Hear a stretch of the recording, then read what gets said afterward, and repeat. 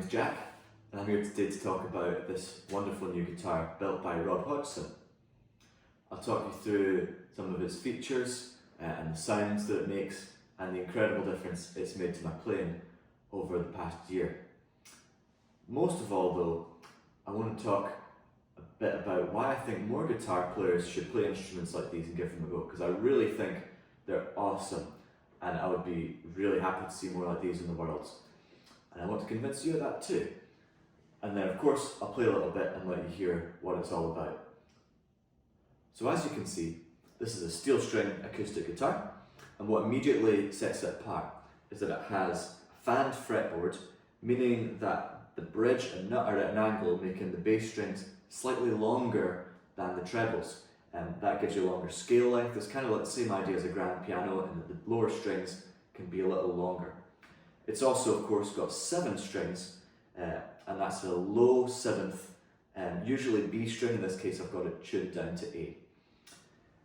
And one other thing that you might have noticed is an unwound 3rd string, and I'll tell you more about why that's important later.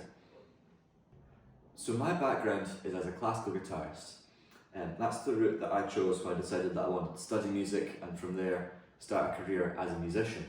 I think it's a great way to gain technical mastery of the instrument. There's some really phenomenal classical guitar pieces that really anyone could play them, wanted to know. It lets you play in a way that not many other players can as well. And yet, classical guitars with their nylon strings feel quite different, even if it's only a superficial difference, to the steel string guitars. When I started learning on a steel string acoustic. I think I've got a theory that there's maybe a cultural preference in the English-speaking world for steel. What we think of by default as a guitar has steel strings. Maybe that's different if you're in Spain or Latin America. Maybe what they just think of as a normal guitar is the more Spanish version. It seems natural. But when you go to study classical guitar, I don't know, you can let me know in the comments if anyone else has this experience, that swapping to nylon strings for most of your playing feels a bit like going over to the dark side, that's somehow foreign and different. And of course it doesn't have that same sparkle and brightness that you get from the hardness of steel strings. So when Rob brought this guitar to me, right as I was starting to play a good bit more Scottish music, I have to say it was a bit of a revolution, because not only did it feel much more right for fingerstyle and Celtic type tunes, but it actually could handle just about anything I could throw at it. Now, as a classical player, to pick up a different style of instrument for more than just a few specific types of tune, it has to really be able to handle a lot of stuff. It has to be able to transfer across all the things that you would do with a classical instrument. All the vibrato, little changes in nail angle and expression, articulation. And it has to have a really good bass for fingerstyle, because it has to be able to self-accompany it really, really well. This guitar has those qualities in spades. It's really expressive, it's got a great bass range, and actually, of course, it's got the 7th string, it's got even more bass range than any guitar that I've played before. Never overpowering, just the right amount, super expressive with a string that never breaks and buzzes quite like lower action guitars does. It really plays actually a lot like a classical guitar, and it's wonderful for just about anything. So this is where one of the really important features of this guitar comes in, which is actually the unwound 3rd string. Now, the unwound 3rd string is unusual on a steel string acoustic. It would normally be wound, but what it does is it lets me play with my hands the way that I know how to play best as a classical guitarist, which is to push the string with the shape of the nail, pushing it just a little bit further, getting you a sort of richer, deeper, louder sound as well, without getting that scraping that you would get on a normal acoustic 3rd string. That scraping is really uncomfortable. It puts big notches in your nails, so you really just can't play on it for very long. On this, it's very different. It plays much more like a classical guitar, and you can play everything that you usually would on that. Another great thing about it is that it bends like an electric guitar 3rd, which is pretty cool when you're playing these kinds of music. And on top of that, normally 3rd strings are known for having a dark, slightly swallowed dull sound. That can happen quite a lot on classical guitars with the wrong kind of string. and it's something that you try to avoid. This steel string guitar doesn't have that problem at all, because steel is a much harder material.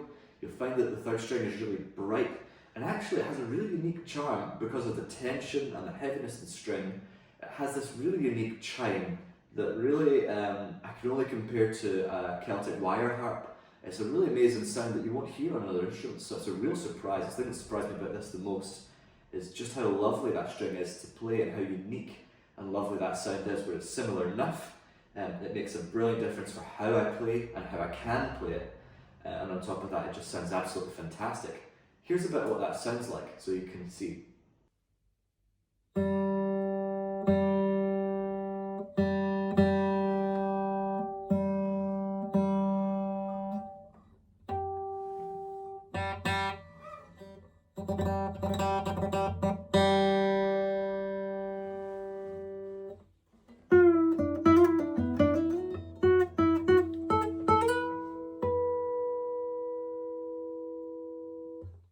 So what you have is a guitar that can play classical music really well. It can play folk and Celtic and acoustic fingerstyle guitar really well. And of course it can play rock and blues, because that third string is going to bend just the way that you would do if you play electric guitar. So really it's an instrument that can do everything. It can be your main instrument that you play for 80-90% of your time you're playing. Unless you need to pick up an electric, there's no real need to have another instrument. Totally wonderful. And that brings me on to an even better string on this instrument, which is of course the low B string, the additional 7th string. And straight away, everyone that I've let try this has said the same thing, that as soon as you touch it, it makes you go, wow, because it's a big string with a big sound. And without you having to put much work in, it creates that deep, mysterious, really enchanting tone that draws people into your performances. But there's more than just the sound it makes that is really awesome about it. There's a whole host of other things that it does, which I didn't anticipate. So one of the really cool things that I wasn't expecting about having 7 strings is the variety of tunings that you can get out of it. Anyone who plays guitar knows that changing tunings and messing around with new tunings, experimenting, using open tunings, all sorts of different ways to tune a guitar. It's a really fun thing to do. And simply put, when you have more strings, there's more fun to be had, right? More options on every different thing that you already used to do before. So you can do it in simple ways, like you can move the 7th string on its own. You can also experiment with different options when you're using different tunings, like drop D that you might use on standard guitar pretty much all the time, just up and down. And then you can also add it to experimental and open tunings, giving you several different options of where you might want it. So if you're in drop D, you might want it at B, because that's the relative minor. It's a really mysterious sort of melancholy sound. Or you might want it at A, which is the 5th note of the scale, in D, which is a really strong sound when you want to finish pieces with that. All of them are great. Another really interesting tuning that you can do is actually to move that unwound 3rd string down a half step to F sharp.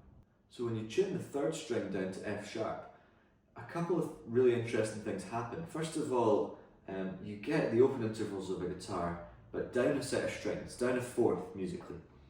And that means that you're essentially playing a baritone guitar with a high E string rather than a normal guitar with a low B string. And that means you can play tunes that you know, but down a set of strings, and get this really sort of dark, moody, murky take on them, which is really, really cool on some tunes. And you still got your high E string, should you want to use it. Over time it becomes kind of its own tuning that you get more used to. And actually, it's coincidentally the same tuning as was used on the Renaissance lute. Way back in the Shakespearean era, that's what John Donald would be playing, a lute with 7 pairs of strings. And also, those musicians wrote down the music in tabs, so if you don't read staff notation, you can actually go and read lute music in tab. It's pretty similar, and figure it out in like 15 minutes. It's a really cool thing to do. It's a total boost to be able to just learn that straight off the original sources like that. You don't need to make any adjustments the way that a normal 6-string guitar wood, which is really annoying having to play arrangements of music which is essentially guitar music. And the third thing, which I think is really the best thing about tuning the third string to F sharp, it's the reason I actually play with that tuning more often than any other tuning, even standard, is that B minor becomes the best key, just the same way as E minor is the best key on a normal guitar. You've got an open B minor tuning, or pretty close thereabouts, which is really, really moody. You get to make much more use of the low B string and of the unwound third string. It really shines, and it has this completely unique tone to it. The two tunes that you'll hear at the end use this tuning, and I think show it off really, really well. And just one more really cool thing about the 7th string, I promise I won't go on about it too much longer, is that even when you're not using it, because it's way down at the bottom of the fretboard, getting a little less used than other strings, it vibrates in sympathy with the rest of what you're playing, really, like, quite a lot, much more than other strings do. And it adds this lovely reverb-like cloud of sound around what you're playing, really makes your guitar sing a lot more. So even though you can think of loads of ways to use it with different tunings, you can use it in pretty much everything if you want. Even when you're not using it, it's great to have there because it totally adds to other stuff that you're going to be playing on it. And I quite commonly get questions about the 7th string, like, doesn't it get confusing?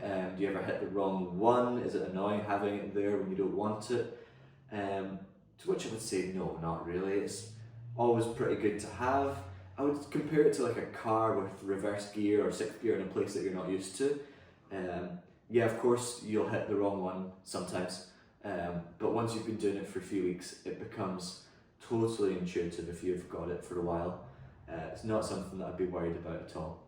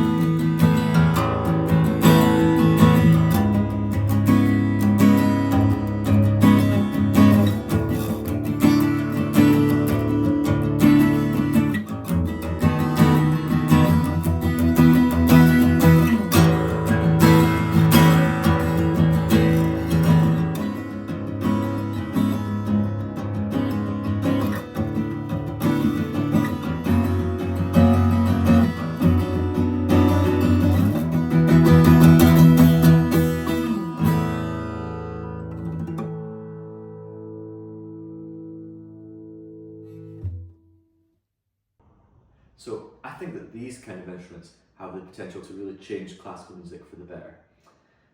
That's my mad ramble nearly over. There's going to be a couple of tunes, arrangements and compositions of mine at the end of this video for you to enjoy and that show off all the great things that this instrument can do. Thanks so much to Rob for bringing this guitar to me, for letting me borrow it for such a long time. I've been recording an album on it, which I'm hoping will come out at the end of the year. It's just been such an inspirational journey. We've been chatting about all the geeky things that we guitarists love to talk about. If you want to know all the specifics about dimensions and materials of the guitar, you'll find them down in the description below. And of course, if you're still listening, please hit like and follow. And I'm really grateful that you've made it this far in the video. So, enjoy the music. Thanks.